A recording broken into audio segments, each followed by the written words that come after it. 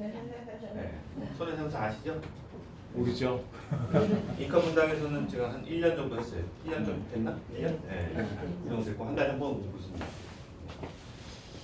오늘은 그 아침에 준비 기간이 좀 길어져가지고 사례만 볼게요. 오늘 주제별 강의는 통지의무 봐야 되는데 통지의무는 다음 시간에 보도록 하겠습니다. 네. 꽃구경 많이 다녀오셨죠? 네.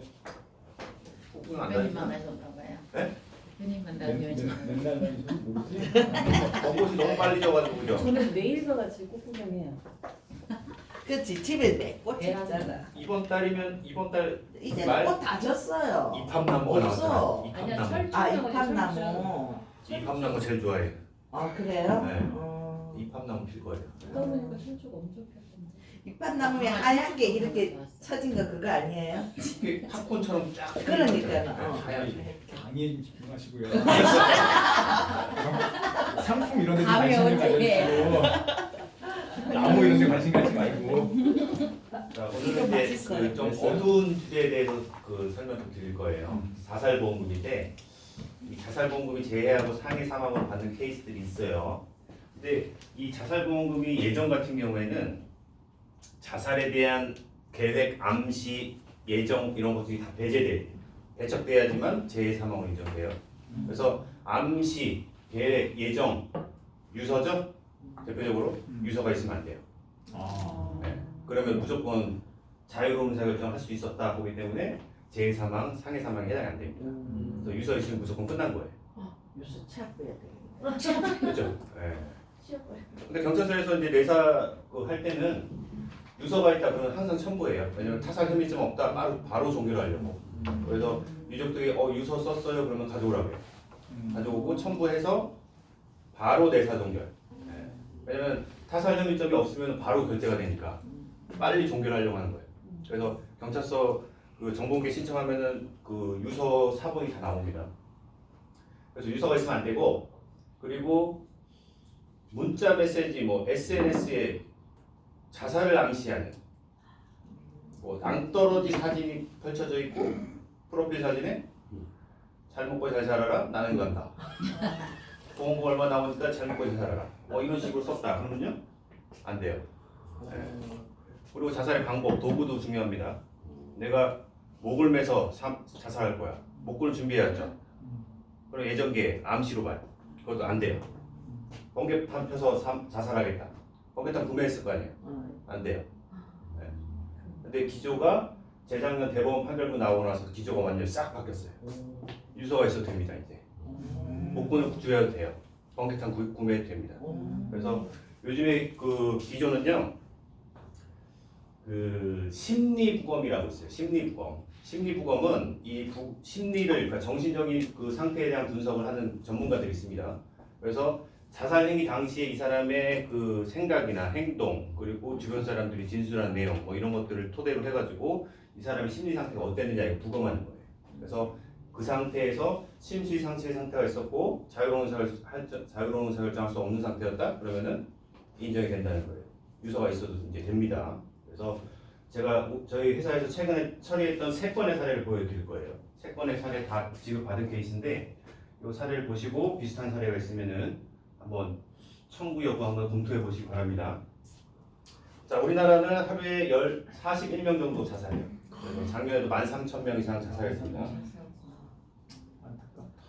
자살이 우리나라 많죠. 그래서 OECD 평균에서 거의 최고상이에요. 네, 10.7에서 우리나라 24.1. 그 2위가 리투아니아인데 거기도 차이가 막 크죠. 그래서 우리나라는 자살이 높은데 희한하게도 전 세계적으로 아주 특이하게 10대에서 40대까지 1위가 자살이에요. 우리나라 평균적으로 하면은 4위입니다. 자살이 4위. 그래서 10대에서 40대까지 골고루 이렇게 자살이 1위가 나온 나라는 없어요. 선진국에서도 없고 후진국도 없어요. 우리나라 왜일까요? 너무 오늘 키웠어. 뭐냐 뭐 다른 나라 다 오냐 키우지 뭐. 우리나라 경쟁이 너무 심하잖아요, 그죠? 경쟁이 너무 심하고 또 비교하는 문화도 있고. 그리고 인생의 정답을 알려주잖아. 이렇게 살라고 취업하고 학교 공부 열심히 하고 결혼하고 애 낳고 취업하고 거기서 좀 벗어나면 패배자예요, 그죠? 그래서 우리나라는 참 살기 어려운 나라. 그래서 자살률이 높습니다. 선진국 같은 경우 볼까요? 선진국 미국 같은 경우 보면은 10대 운수사고 1위에요. 운수사고, 교통사고. 그리고 나서 이제 20대 이후부터는요, 마약, 살인 뭐 이런 거예요. 그리고 OECD 보시게 되면은 자살이 10위입니다. 10위. 그래서 우리나라처럼 1, 2, 3, 10대가 1위다? 아니 10대가 1위다? 그런 거 없어요. 우리나라만 희한하게 이렇습니다. 그래서 자살자 수가 하루에 41명 나오다 보니까 1년에 13,000명. 아마 팀장님 주변에도 있을 거예요, 그죠? 극단적인 선택을 하신 분들. 저도 뭐 얼마 살진 않았지만 제 가까운 지인 3명이 극단적인 선택을 했어요. 그러면은 남아있는 사람들이 너무 고통스러워, 그죠? 집안이 완전 풍비박산납니다. 근데 이 자살자들은 왜 이렇게 쉬운 선택을 했느냐? 본인만 편하게? 아, 그렇지 않아요. 이 사람들도 굉장히 고통스러움 속에서 고통을 끊어내고 싶다. 근데 이게 죽음으로 변질된 겁니다. 그래서 자살자들의 그 심리 기전을 보면요. 심리 기전에서는 터널링 비전이라는 현상이 있어요. 터널링 비전. 우리 터널 들어가면 시야가 좁아지죠. 마찬가지예요. 생각이 좁아져요. 그래서 벽을 짚고 서서히 가다가 또 넘어지기도 하고 천천히 걷다 보면요. 이 하나의 가운데 있는 빛이 그래도 살아가는 희망이다 생각하다가 나중에는요. 생각에 갇혀가지고 결국에는 저 하얀 문이 죽음의 문으로 보여요. 매몰되는 겁니다. 그래서 극단적인 선택을 하는 거예요. 그래서 자살자들은 그러면 말도 없이 그렇게 가냐? 아니요. 경고를 합니다. 주변 사람들한테. 99.3%예요. 나 살고 싶어 얘기합니다. 나 살고 싶다고 간접적으로 얘기해요. 근데 문제는 주변 사람들이 못 알아듣죠? 아, 쟤 또 저런다. 지겨워. 그래. 그렇죠. 자, 그리고 3건의 사례는요. 부채가 있는 경우예요. 부채가 있는 경우가 자살 빈도가 더 높습니다. 당연하겠죠, 그건요. 근데 제가 3건의 사례 보여드릴 건데 이분들이 돈이 아예 없는 사람들이 아니에요. 돈이 있으신 분들이에요. 근데 일부 잃었습니다. 경제적인 부분에서 일부 잃고 나서 전부 다 잃었다고 착각을 하는 거예요. 그러면서 이제 우울증이 시작되는 겁니다. 자, 자살 방법 1위는 목매미예요. 목매.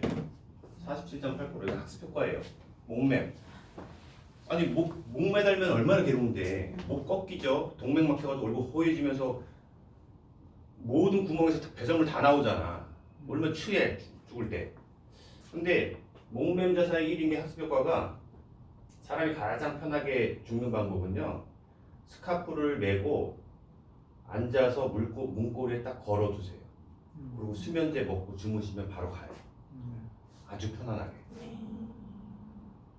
이런 방법을 알려줘도 되나? 근데 그거 계속 생각하시고 이게 뭐 실행에 옮기거나 그러면 안 돼요. 유서에 막 제가 막 이렇게 다 설명해줬다 이런 얘기 하면 안 돼요. 왕의 남자는. 네. 그래서 1위가 목매, 2위가 수면제, 우울제 약 다량 복용하고 그리고 술 먹는 거죠. 3번째는 이제 번개탄 피는 거예요. 자, 그러면은 그 정신건강의학과 병력 사항이 있느냐? 60% 정도는 있어요. 갑니다. 근데 여전히 많이 안 가요. 이 정신건강의학과 간다는 게 굉장히 창피한 일인 그런 사회적인 전반적인 그 인식이기 때문에 아니 정신건강의학과 가면요 약 먹고 금방 낫거든요. 조기에. 근데 그거를 가기 싫어 나는 정신적으로 멀쩡해 이 방어 기전이 형성되면서 안 가요. 그러니까 악화되는 거예요 항상. 그래서 이분들도 참다가 이제 결국에 가셨는데 그래도 치료가 안 된 상태예요. 이미 악화된 상태입니다.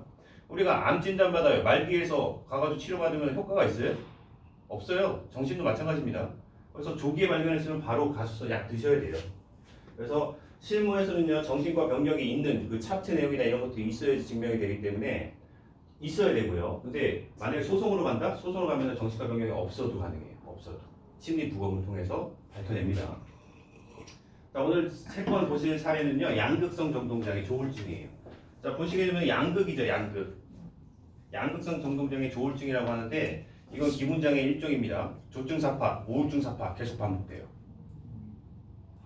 조증사파 때 사람이 어떠냐? 2시간, 3시간 자고도 피곤하지가 않아. 졸리지가 않아. 항상 업돼 있어. 말이 너무 많아. 돈을 흥청망청 쓰고 사업 막 벌려. 생각이 없어요. 그냥 신나 있어 항상. 미친 사람 같아.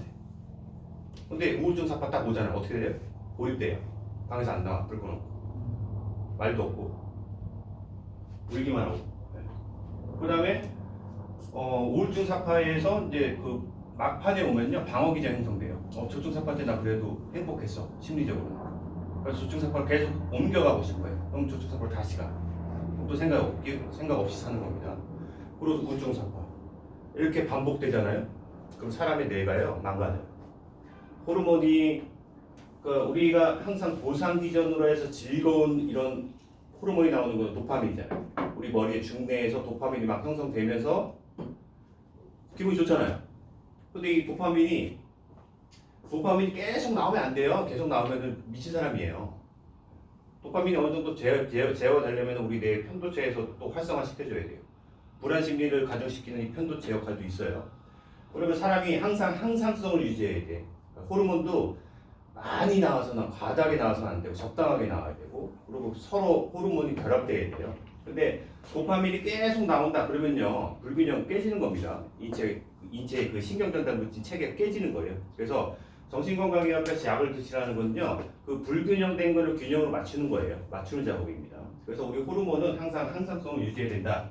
근데 이 양극성 정신장애는 조증사파, 우울증사파 계속 반복적으로 주기적으로 3개월 이렇게 왔다 갔다 하는데 이게 계속 반복되다 보면은 우리 그 도파민이요 과잉 형성되면서요 우리 외부 자극이 없는데도 도파민 때문에 외부 자극이 있는 것처럼 느껴져요. 그러면요 망상, 환청, 환각, 귀신이 보여요. 그리고 옆에 아무도 없는데 누가 나한테 귀에다 대고 얘기를 합니다. 이게 호르몬 체계 망가졌기 때문에. 그러면서 결국엔 극단적인 선택을 합니다.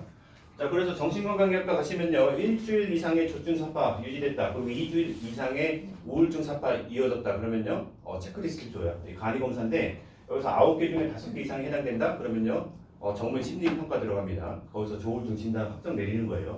그래서 이 체크리스트 9개 중에서 5개 이상 되신 자 보세요. 저는 1도 없어요.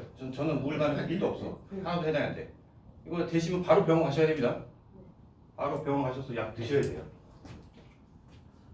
자, 그럼 약관 볼까요? 약관은 보험계약자, 피보험자, 수익자의 고의사고는 보장 안 하죠. 근데 피보험자 고의로 해친 경우에는요, 그 심실상실 등으로 자유로운 의사결정을 할 수 없는 상태에서 자신을 해친 경우에 보험 지급하겠다. 그래서 심실상실, 심신, 뇌, 신체, 그리고 건강, 정신건강.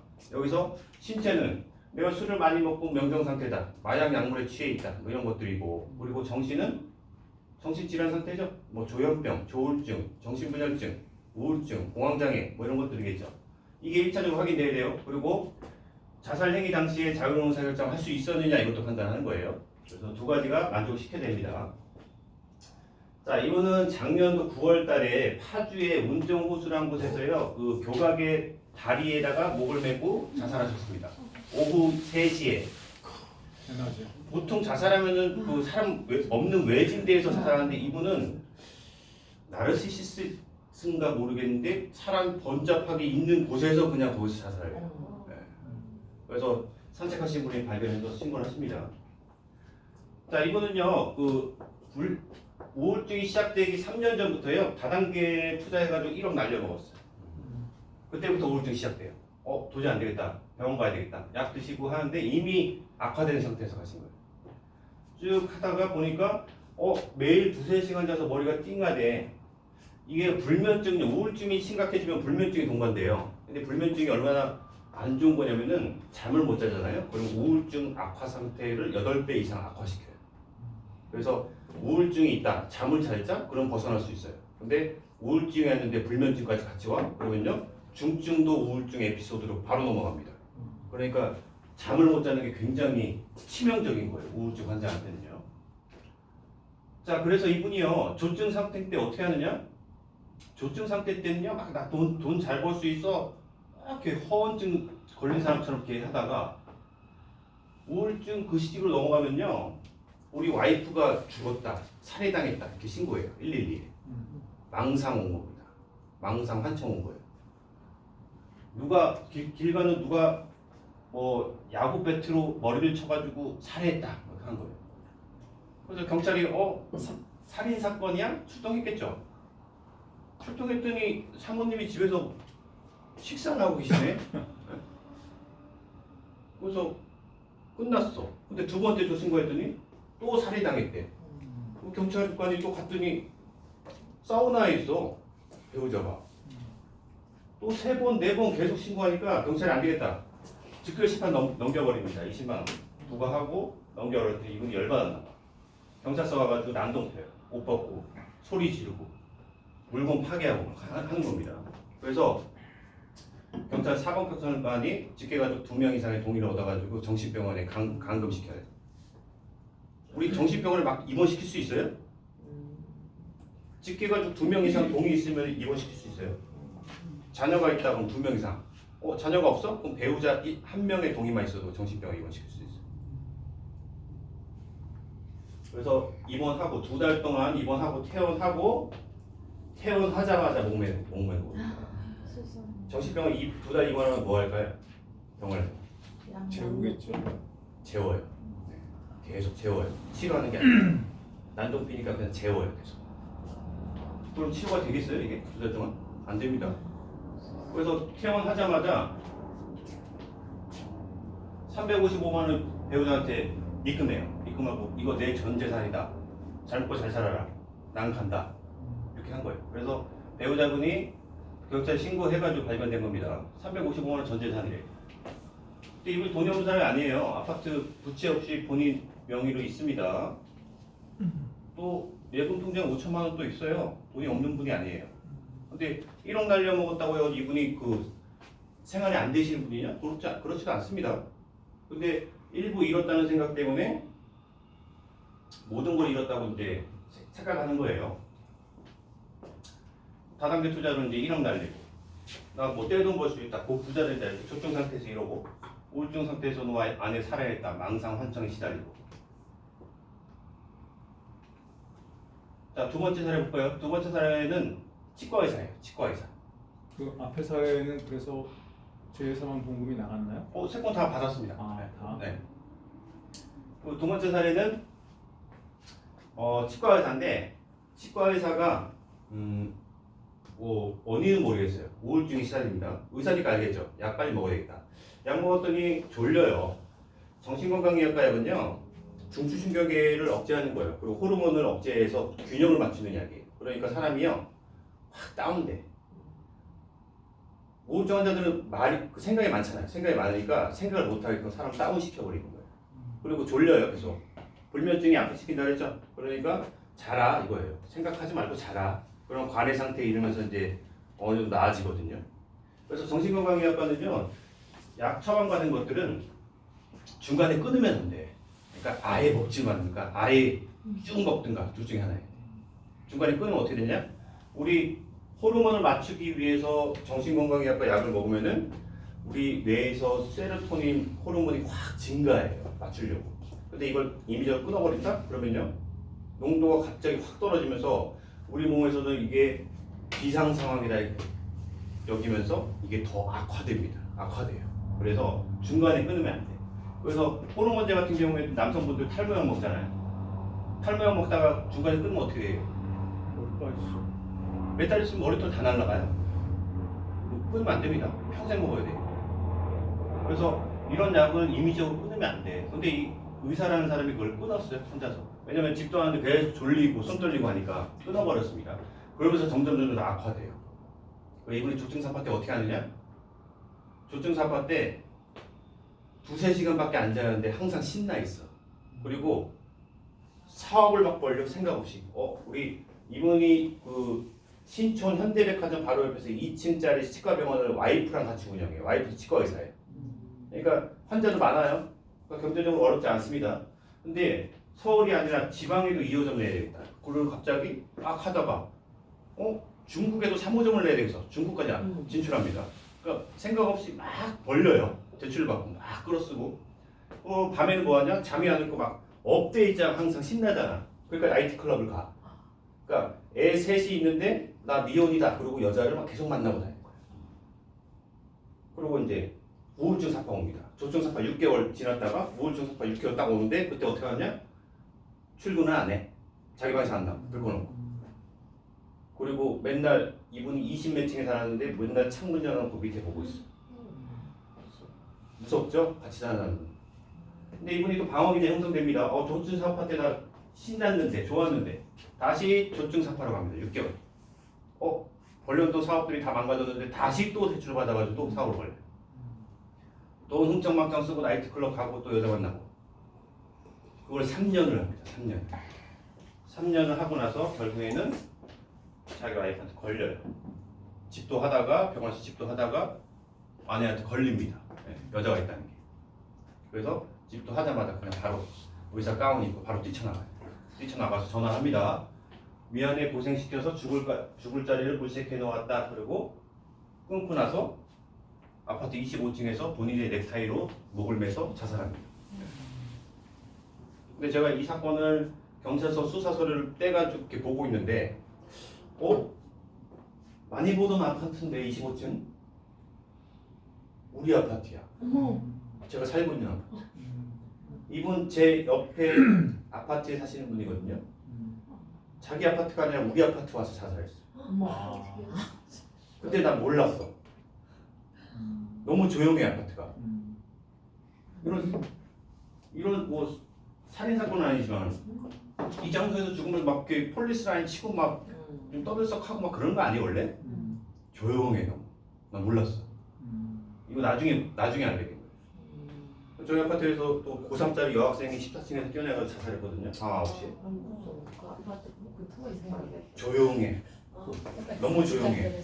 소문 안 내서. 경찰이 와가지고 119랑 와가지고 조용히 시신 실어가지고 밑에 피 다 닦고 그냥 조용히 가.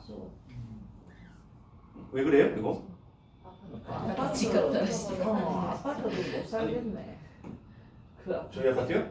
응. 아 이분은 저희 아파트 때 그 돌아가신 거고 제가 살다가 또 이분이 살던 아파트로 제가 이사 갔거든. 그 아파트에서 자살한 거예요. 터가 이상해? 아무튼 저는 되게 신기해요 이게. 사람 죽었는데 어떻게 이렇게 조용해? 아무튼 되게 신기했어요 그런 경험이. 그래서 이분은요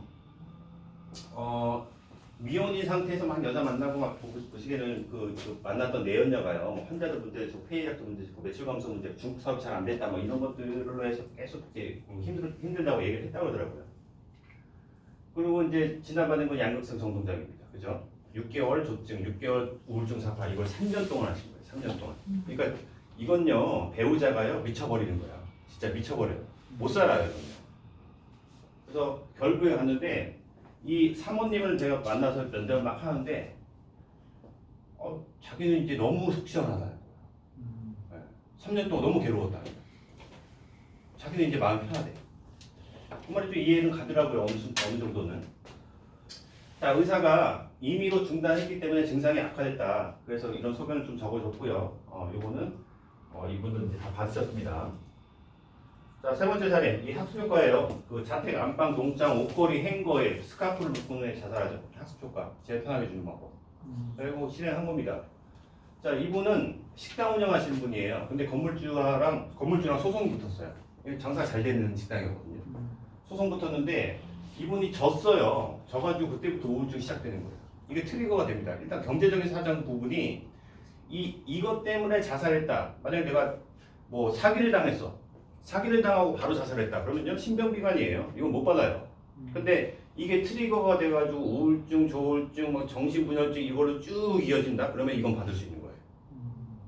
그래서 이분도 우울증이 굉장히 심각했고요. 그리고 배상금으로 해서 1억 2천을 배상을 합니다. 그 건물주한테요. 그리고 1억 2천을 대출을 받아요. 대출을 받아가지고 하는데 이 음식점이 좀 잘 돼요. 그래서 그 건물에 쫓겨나가지고 다른 데로 옮겼는데 단골손님이 계속 찾아오니까 이거 금방 갚았어요. 다 갚았어요. 그 이분 돈이 없는 사람이 아니에요. 아파트가 세 채 있어요. 세 채 있고 부채도 없어요. 그러면은 저 1억 2천 저거 배상받을 때 아파트 한 채를 정리하고 그냥 저걸 냈으면 대출 안 받고 그러면은 우울증이 시작됐을까? 난 시작됐을 거라고 봐. 그래도 세 개 중에 하나를 또 잃었잖아. 그러니까 자기가 본인은 다 잃었다고 보는 거예요. 그래서 음식점 일을 계속 하고 있는데 전에 하던 일인데 전혀 못하겠다. 이거는 굉장히 중요한 핵심 자료예요. 왜냐면 전에 계속 했던 몇십 년 동안 했던 일을 못하겠다. 그러면요 현재 인지적으로 망가진 상태라고 보시면 돼요. 그래서 이것도 이제 보험 지급됐습니다. 제 원인은 자살하고 자해죠. 근데 상해 사망으로 해서 이제 다 받으신 거예요. 그래서 옛날하고 기조가 많이 틀리죠. 목줄을 구해왔는데 보험금을 줘? 예전에 안 그랬어요. 안 좋습니다. 근데 지금은요 기조가 바뀌었다 이렇게 보시면 됩니다. 자, 그래서 재작년부터 기조가 좀 바뀌게 되는데 유서가 있는 경우에요. 유서가 있는 경우에도 대법원에서 재해사망 지급해라 이렇게 인정이 됐고, 이분 같은 경우에는 정신건강기약과 병력 자체가 없어요. 병원 안 갔어요. 근데도 불구하고 심리부검을 통해 가지고 인정한 케이스입니다. 대법원 판결문이에요. 그래서 2024년도부터 기조가 계속 바뀌고 있어요. 그래서 지금 보험회사들도 유서가 있어? 이런 걸로 판단하지 않아요. 그래서 정신병력이 얼마나 심각한 상태였느냐 이걸 보기 때문에 실무에서는 그 정신병력 상태를 보고 의사한테 소견받고 경찰서 수사 서류 확인하고 뭐 이런 걸로 확인하고, 법원에 가면요, 법원으로 가면 소송 가면은 심리 부검을 통해서 감정을 한다 이렇게 보시면 됩니다. 우울증 약을 단순히 먹는다는 이유만으로는 안 돼요. 사망으로 안 보나요? 그렇죠. 우울증 상태도 이제 우울증 에피소드 단계가 있어요. 거기서 이제 중증도 이상이 그런 건 누가 판단해요? 의사 소견서 보고? 정신건강의학과 그 전문의가 판단되는 거죠. 그 판단 내리는 기준이 있어요. 그 WHO의 그 DSW 그 해가지고 그 판이 있습니다. 5판 해가지고 그 기준으로 해요. 네. 그래서 점수가 나와 이 사람 상태에 대해서. 자, 그러면 자살보험금을 재해사망보험금을 받는 케이스 볼게요. 2001년도부터 2010년도 10년 동안 판매된 생명보험입니다. KB라이프하고 라이나생명 제외되고요. 재해사망 특약 1억짜리가 있어요. 1억짜리에 이런 내용이 있습니다. 정신질환 등으로 자유로운 사결정을 할 수 없는 상태에서 자신을 해친 경우 청약일로부터 2년이 경과된 후에 자살하거나 자신을 해침으로써 80% 이상 장애가 됐을 때는 그러하지 아니합니다. 그러하지 아니합니다. 2년이 지나면 그러하지 아니합니다. 재해사망 특약 뭔 소리예요, 그럼 이거? 주겠다는 거죠. 많이 보셨죠? 주계약에 있는 내용이 특약에 잘못 들어갔어요. 이게 10년 동안 판매한 거예요. 10년 동안. 모든 상품에 해당되는 게 아니고 어떤 상품에 해당돼요. 그래서 약관을 항상 보셔야 될 게, 재해사망 특약을 약관을 봤더니 그러하지 아니합니다. 이 문구였어? 그럼 1억 달라고 요청하시면 돼요. 네. 그래서 이걸 딱 보고 어떤 계약자가 2년 지났는데 그럼 준다는 거잖아. 줘. 청구했더니 아니 이건 단순 착오고 약관 바꿔놓을게요. 저희도 몰랐어요. 그리고 근데 보험금 못 주겠어요. 못 준다. 창의 자살이니까. 그래서 이분이 소송 갔네. 소송 가가지고 1심에서는요, 법원에서 1심 법원에서는 저 약관 잘못 만들었으니까 줘 이렇게 판결 났습니다. 근데 보험회사에서 항소했어. 그러니까 고등법원에서 이거는 단순 착오다. 이거를 주면은 생명윤리에 어긋난다. 보험윤리상 이걸 주는 거는 자살을 방조하는 거다. 뭐 이런 식으로 해가지고 고등법원에서는 패소했습니다. 근데 이분이 또 상고를 들어가요. 대법원까지. 대법원에서는요, 약관규제법에 의해서 약관 잘못 만들어놨으니까 보험 지급해라. 최종 판결이 났습니다. 그래서 거기서 끝날 줄 알았어요. 끝날 줄 알았는데 그때 당시에는 청구 소멸시효가 2년이었어요. 그러니까 2년이 지나신 분들도 청구를 했더니 이번에는 보험회사가 소멸시효다. 완성됐다. 그래서 못 준다. 그래서 이분들이 다 모였어요. 집단소송 들어갑니다. 자, 1심에서 2심에서 계속 이기다가 3심에서 대법원에서 갑자기 청구 소멸시효 완성됐다. 그래서 보험금 지급하지 마라. 이렇게 나온 거예요. 이게 2016년도에 나온 자살보험금 사태입니다. 굉장히 떠들썩했죠. 거기서 또 끝날 줄 알았어. 거기서 이제 마무리된 줄 알았는데 갑자기 금감원이 튀어나오더니 이렇게 얘기해요. 대법원 판결 상관없이 다 줘라. 이렇게 나온 거예요. 소멸시효 상관없다. 다 줘라. 금감원이 왜 그래요? 금감원이 미친 거예요. 네. 대법원 판결문 나왔는데 금감원이 뭔데? 그래서 5대 생명보험 CEO들 다 모여가지고 다 모아놓고 소멸시효 상관없이 지급해라 이렇게 나왔더니 생명보험사 CEO들이 이렇게 하면은 우리 다 배임 행위로 해서 이사회에서 다 잘린다. 우리 못 준다. 그랬더니 금감원에서 니네 이렇게 나와? 니네 1년에 종합감사 3일 받지? 그거 한 달 할 거야. 이렇게 얘기해. 근데 3일밖에 안 돼서 얼마 안 되는 줄 알죠? 저도 삼성에 있었지만 3일 하잖아요? 그 후폭풍이 한 3달 가. 엄청 힘들어요. 감사받는 게. 하나하나 닦아요. 보고서 맨날 올려야 되고. 미치는 거예요. 금감원 조사역이 나와가지고 옆에 딱 앉아가지고 이거 뭐냐 저거 뭐냐 다 고치고치 해묻고 업무가 안 돼요. 그러니까 3일 받고 3개월 동안 힘들어요. 근데 이걸 한 달 한대. 1년이. 그렇죠. 한 달 한다고 하니까 이 흥국생명, 미래에셋생명 뭐 이런 조그만 보험사들은 우리는 금액이 많지 않으니까 주고 종합감사 한 달 안 받을래요. 그냥 빠져나왔어. 그래서 삼성이 야 교보 대한 모여 그래가지고 세 개 보험사 딱 모여요. 삼성이 큰형님이야. 얘네 삼형제 항상 똘똘 뭉쳐 얘는. 그래서 삼성이 교보 대한테 야, 니 한 달 버틸 수 있지? 버티자. 그랬더니 다 버티겠대. 그래서 세 개 보험사가 남아 있는데 금감원이 요 놈들 봐라. 6개월 앞으로 삼성이 버티래. 교보 대한 할 말이 없지. 아우들이니까 버텨요. 근데 한 3개월 넘어가니까 너무 힘든 거야. 그래서 대한생명, 하나생명이 삼성 형님 너무 미안해요. 교보 형님 저 줄고 빠질래요. 빠진 거지. 그래서 삼성이 교보랑 둘이 이제 버팁니다. 6개월 버텨요. 대단한 사람. 대단한 사람. 6개월 버티고 교보가 결국엔 떨어져 나갔어. 교보가 왜 떨어져 나갔냐? 신창재 총재를 연임을 안 시켜준다. 아니 교보에서 신창재 총재가 어떤 존재예요? 창업주의 아들. 신창재 총재는 신이에요, 신 교보에서. 근데 대표이사 연임을 안 시켜줘. 금감원은 대표 이사진들을 연임할 수 있는 그 인가권이 있어요. 인가 안 해주면 연임 못해요. 그러니까 신창재 총재 연임 안 시켜준다니까 난리가 난 거야. 그래서 자살보험 다 죽이라고 빠졌어요. 교보는. 삼성은 버텨요. 삼성은 버팁니다. 삼성은 야 니네 6개월이 아니라 1년 할 거야. 괜찮아 받을 거야. 와. 이사진 니네 연임 안 시킬 거야. 이사진 다 잘라도 돼. 다 잘라. 와. 붙었어요 한 판.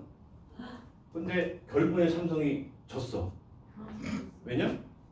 1년 동안 신상품을 계속 내는데 인가를 안 해줘. 인가를. 신상품을 못 팔게 인가를 안 해주는 거야. 삼성이 계산기 두들긴 거죠. 상품을 파는 게 나을까? 자살보험을 주는 게 나을까? 고민하다가 그냥 준 거. 자살보험 주고 끝낸 거예요.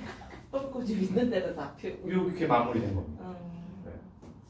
그래가지고 아니 가만히 보니까 삼성 뭐 생명보험사들이 너무 열받은 거야.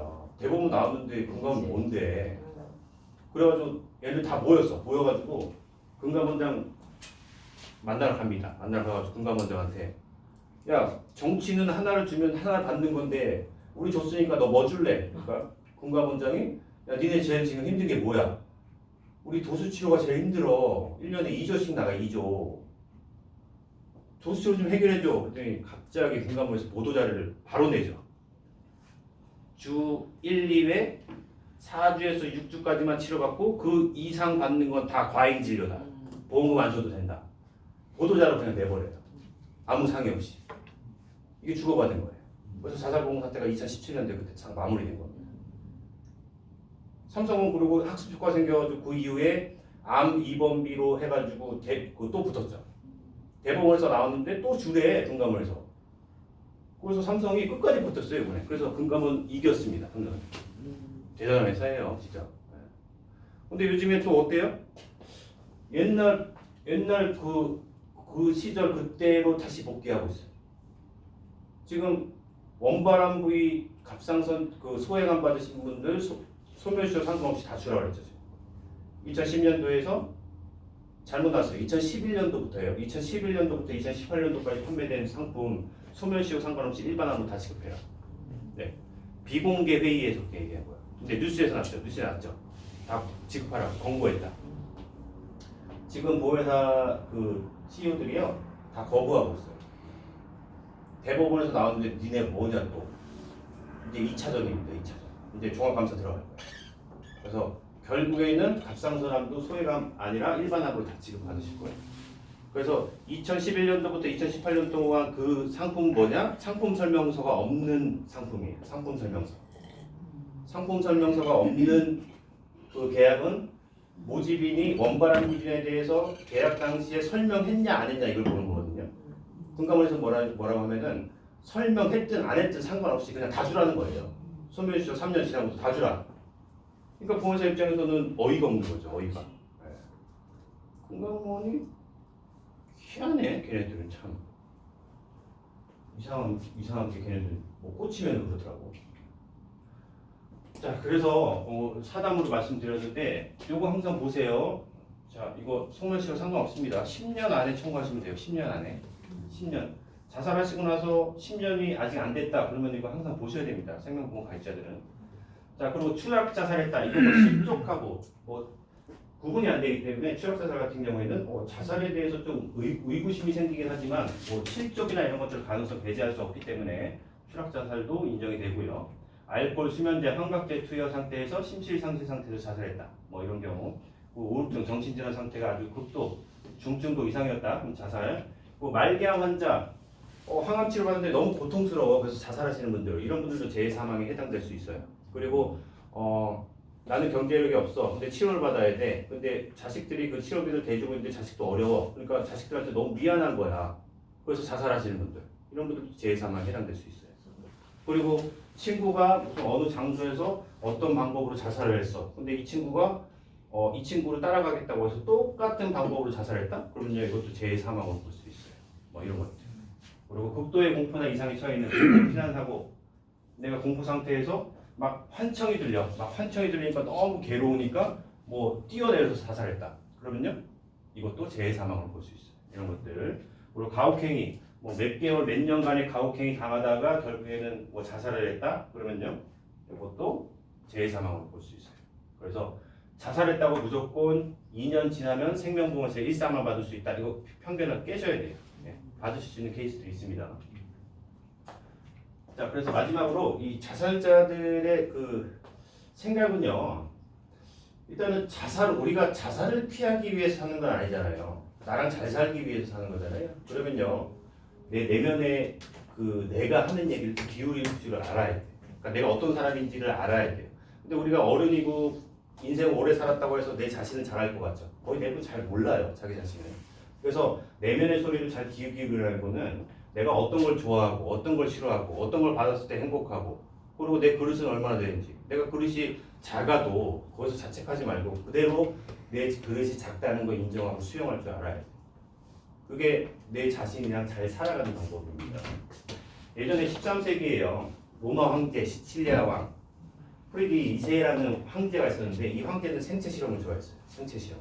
그래서 갓 태어난 신생아 6명을 상대로 해가지고 생체 실험을 하는데, 밥만 줘라. 우유.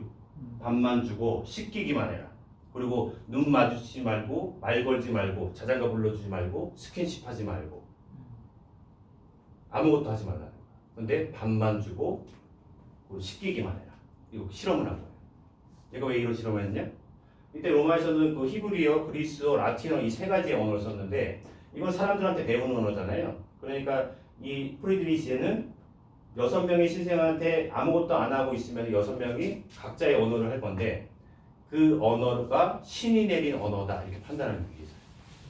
사람이 가르치지 않고 본인들이 스스로 터득하는 언어가 신이 내린 언어가 될 것이다 이렇게 판단한 거예요. 근데 결국에 신생아 6명은요, 외부 충격이나 뭐 아니면 밥을 못 먹어서 장기간 못 먹어서 사망한 그런 이유 없이 6명 전원 다 사망했어요. 아무 이유 없이 다 6명 사망했습니다. 그래서 이게 현대 심리학에서 되게 중요하게 연구 자료로 보고 있는 게, 사람은 어렸을 때부터 부모와 정서 교류가 없으면 살 수가 없다는 겁니다. 그래서 스킨십, 자장가, 그리고 대화, 눈 마주침 이런 것들이 정서 발달에 굉장히 중요하다. 그래서 자살자들 보시게 되면은 자존감이 굉장히 떨어져 있고 자기애가 형성이 좀 떨어져 있어요. 그리고 어렸을 때 학대를 받았던 기억, 부모가 이혼했던 기억, 이런 기억들 때문에 성인이 돼서도 거의 제어가 안 되는 거거든요. 그래서 나는 어렸을 때 부모의 사랑을 받지 못했어, 그래서 자존감이 약해, 이렇게 생각할 건 아니고요. 성인이 돼서도 아주 작은 거에 성취감을 계속 느끼면은 이게 극복이 된다고 합니다. 그래서 아주 작은 거에 성취감을 느끼면서 자기애가 형성이 되면은 자연스럽게 자존감으로도 이어질 수 있다. 네. 이렇게 제가 말씀드리는 거는 우리나라 자살자 수 좀 줄어들길 바라는 의미에서 제가 좀 준비를 한 겁니다. 그래서 제가 아까 설명드렸던 가장 편하게 죽는 자살 방법은 다 잊어버리시고, 그거 계속 얘기하시는 분도 있는데 그거는 잊어버리시고 나랑 잘 살기 위해서 나는 오늘을 산다 이렇게 보시면 되는 겁니다. 그래서 오늘은 시간 관계상 사례만 봤고요. 다음 시간에는 상법 제652조 통지 의무에 대해서 살펴보도록 하겠습니다. 네, 고맙습니다. 저는 5월달에 또 뵙겠습니다. 네, 고맙습니다.